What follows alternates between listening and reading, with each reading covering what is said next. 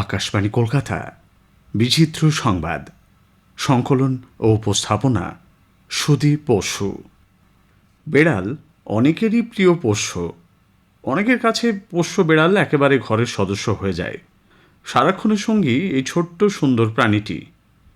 তবে বেড়ালের আয়ু মানুষের মতো বেশি না, খুব বেশি হলে 13 থেকে 15 বছর। ইংল্যান্ডে বসবাস করা মিলি বিশ্বের সবচেয়ে বয়স্ক বেড়াল। সেটির বয়স নাকি এখন 29 বছর।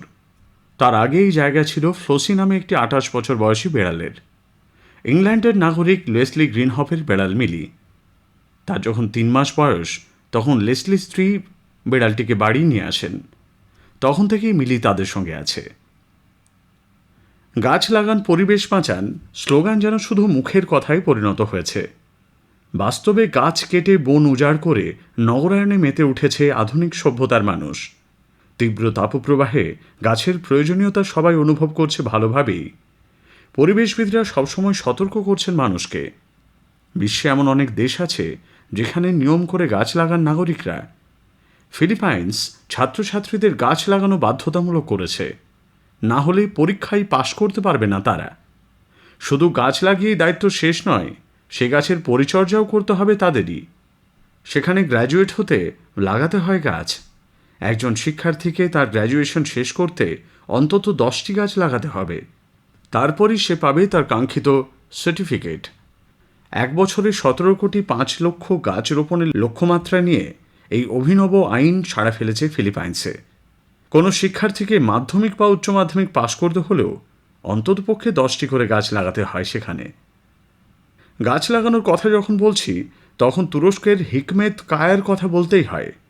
বিশ্ব উষ্ণায়নের হাত থেকে পরিবেশকে বাঁচাতে 41 বছরের সুদীর্ঘ প্রচেষ্টায় তিনি মরুভূমির মতো জমিকে বদলে ফেলেছেন ঘন সবুজ অরণ্যে। 41 বছর আগে স্থানীয় গ্রামবাসীদের সঙ্গে নিয়ে নিজেই চারাগাছ লাগানো শুরু করেন বন বিভাগের কর্মী হিকমেত। কর্মজীবনে তো বটেই, অবসর নেওয়ার পরেও 19 বছর ধরে লাগাতার বৃক্ষরোপণ করে চলেছেন তিনি। ইতোমধ্যেই প্রায় 3 কোটি গাছ লাগিয়েছেন তুরস্কের হিকমেত কায়া। পৃথিবীতে নানা সময় নানা মানুষ নজির গড়া কাজ করে রেকর্ড করেছেন। এবার খালি পায়ে পথ হেঁটে এক পোলিশ যুবক নাম তুলেছেন রেকর্ড বইতে। 45 বছর বয়সী পোল্যান্ডের বাসিন্দা পাওয়েল ডুরাকিউইজ 3,500 কিলোমিটার পথ খালি পায়ে হেঁটে বিশ্ব রেকর্ড করেছেন। বিশ্বের মধ্যে তিনিই প্রথম এতটা পথ খালি পায়ে হাঁটলেন। স্পেনের সীমান্তের কাছে ফ্রান্সের দক্ষিণ দিক থেকে তিনি তার যাত্রা শুরু করেছিলেন। প্রথমে সীমান্ত পথ ধরে হাঁটা শুরু করেন তিনি।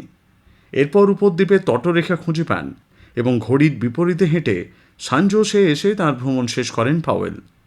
প্রতিদিনই তিনি 20 থেকে 50 কিলোমিটার পর্যন্ত রাস্তা পাড়ি দিতেন একেবারে পায়ে হেঁটে। মাত্র 6 মাসেই এই দীর্ঘ পথ হাঁটা শেষ করেছেন তিনি। এর আগে 2021 সালে এক ডাচ যুবক আন্তোনিয়াস নুতেনবোম 390 কিলোমিটার হেঁটে শেষ বিশ্ব রেকর্ড করেছিলেন। এবার সেই রেকর্ডও ভেঙে দিলেন পাওয়েল। যানজট, ট্রাফিক জ্যামে ঘন্টার পর ঘন্টা বসে থাকার অভিজ্ঞতা আমাদের সবারই কম বেশি আছে। অনেকের কাছে আবার এটা নিত্যদিনের চিত্র। জ্যামে অনেক সময় এমন হয় যে 2-3 ঘন্টাও এক জায়গায় বসে থাকতে হয়। বিশ্বের অনেক শহরেই এমন চিত্র নিত্যদিনের। তবে জানেন কি, এক শহরে এমন ট্রাফিক জ্যাম শুরু হয়েছিল যা স্থায়ী ছিল 12 দিন। হ্যাঁ, ঠিকই শুনছেন, 12 দিন হাজার হাজার গাড়ি এক জায়গায় আটকে ছিল।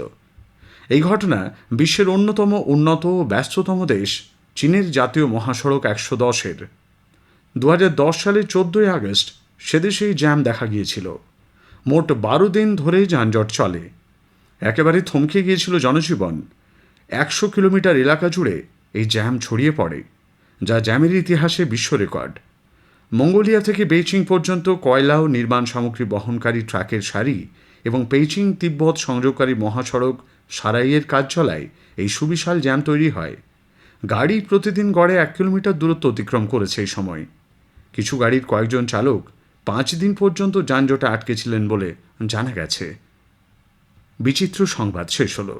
সংকলন ও উপস্থাপনা সুদীপ বসু।